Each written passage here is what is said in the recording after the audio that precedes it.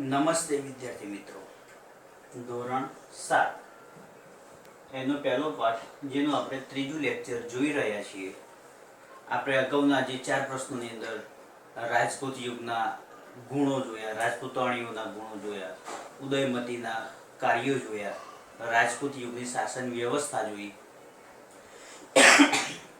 આજે આ પાઠને લગતા કેટલાક નાના પ્રશ્નો છે કે જે અવારનવાર પરીક્ષામાં પૂછાતા રહે છે.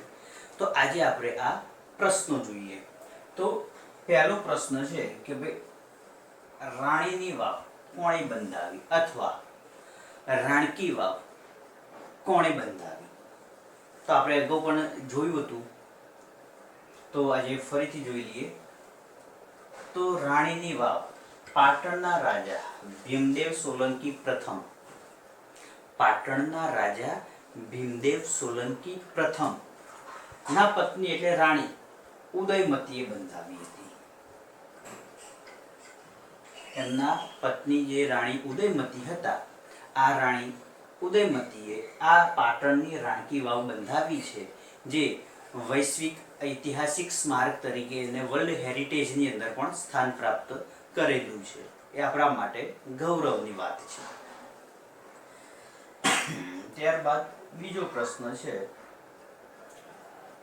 ચૌહાણ વંશના શાસકોના આરંભમાં ક્યાં શાસન કરતા હતા? તો ચૌહાણ વંશના શાસકો શરૂઆતમાં ક્યાં શાસન કરતા હતા, કઈ જગ્યાએ શાસન કરતા હતા?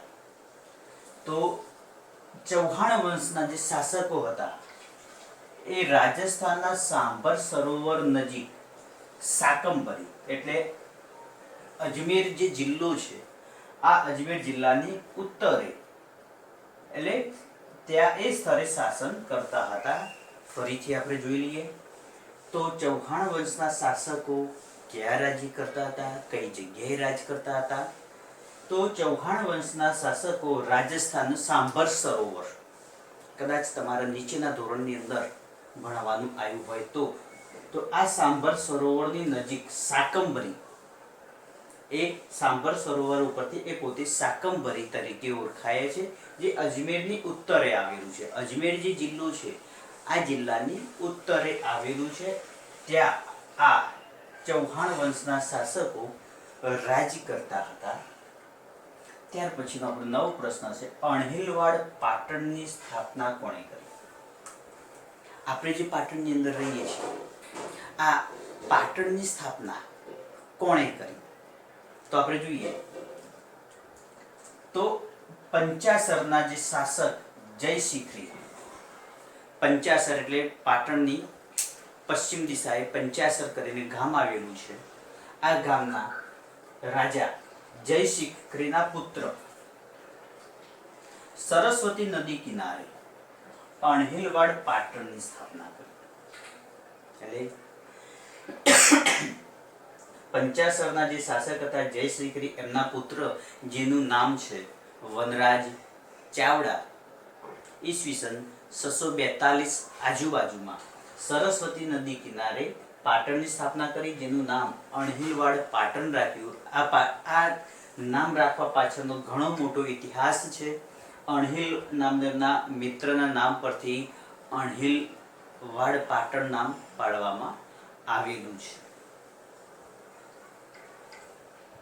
વાઘેલા વંશના છેલ્લા શાસક કોણ હતા? નવો પ્રશ્ન છે, વાઘેલા વંશના છેલ્લા શાસક કોણ હતા?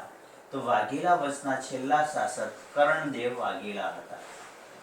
પરીક્ષામાં ઘણી વખત ખાલી જગ્યામાં, ખરા ખોટામાં, જોડકામાં કે પ્રશ્ન સ્વરૂપે પણ પૂછાતું હોય છે.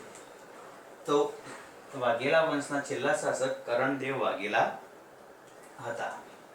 ત્યાર પછીનો પ્રશ્ન છે, ઉત્તર ભારતના મુખ્ય રાજવંશોના નામ આપો. આ પ્રશ્ન મોટા ભાગે પરીક્ષામાં અવારનવાર વારંવાર પૂછાતો હોય છે.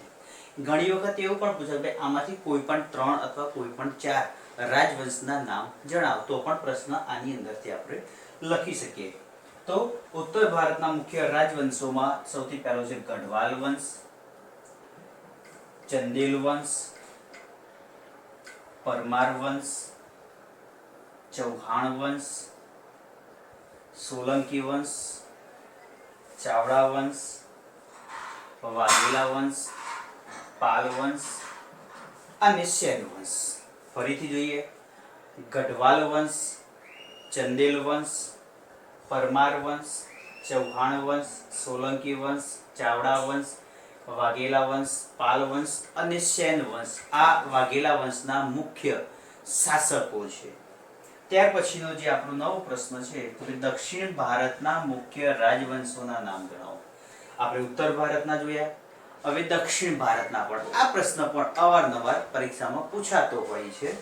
તો આપણે જોઈએ તો દક્ષિણ ભારતમાં ચાલુક્ય વંશ, રાષ્ટ્રકૂટ વંશ, યાદવ વંશ, હોયસલ વંશ, વરંગલ વંશ, પલ્લવ વંશ, ચોલ, ચેર અને પાંડ્ય વંશો શાસન કરતા હતા. ફરીથી જોઈએ. ચાલુક્ય, રાષ્ટ્રકૂટ, યાદવ, હોયસલ, વરંગલ, પલ્લવ, ચોલ, ચેર અને પાંડ્ય વંશો દક્ષિણ ભારતની અંદર રાજ કરતા હતા. ઘણી વખત પરીક્ષામાં તમને બોલવારવા માટે આ પ્રશ્ન પૂછાતો. ઘણા લોકો નેક્સ્ટ ટાઈમની અંદર મેં જોયેલું છે કે ઘણા વંશો આ વંશોના નામ ઉપરના નીચે કરતા હોય છે. તો વિદ્યાર્થી મિત્રો આ ખાસ ધ્યાન રાખજો. આ પ્રશ્ન અવારનવાર તમને ભૂલવારવા માટે પૂછાય છે.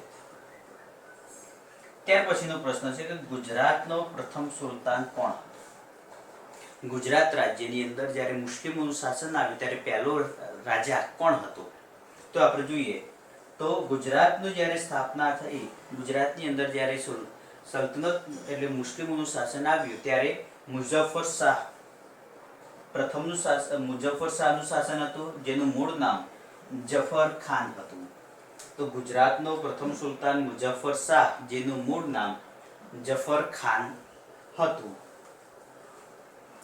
બીજો અગત્યનો પ્રશ્ન છે કે કયા સમયના ગાળાને રાજપૂત યુગ કહેવામાં આવે છે? તો ઈસવીસન 700 થી 1200 સુધીના સમયગાળાને રાજપૂત યુગ કહેવામાં આવે છે, જે 500 વર્ષ સુધી એમને રાજ કર્યું છે.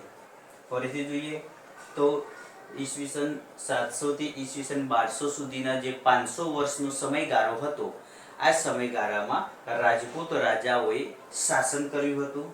અને આપણો સૌથી અગત્યનો છેલ્લો પ્રશ્ન આપણે જોઈએ તો કયા સમયગાળાને મધ્યયુગ કહેવામાં આવે છે?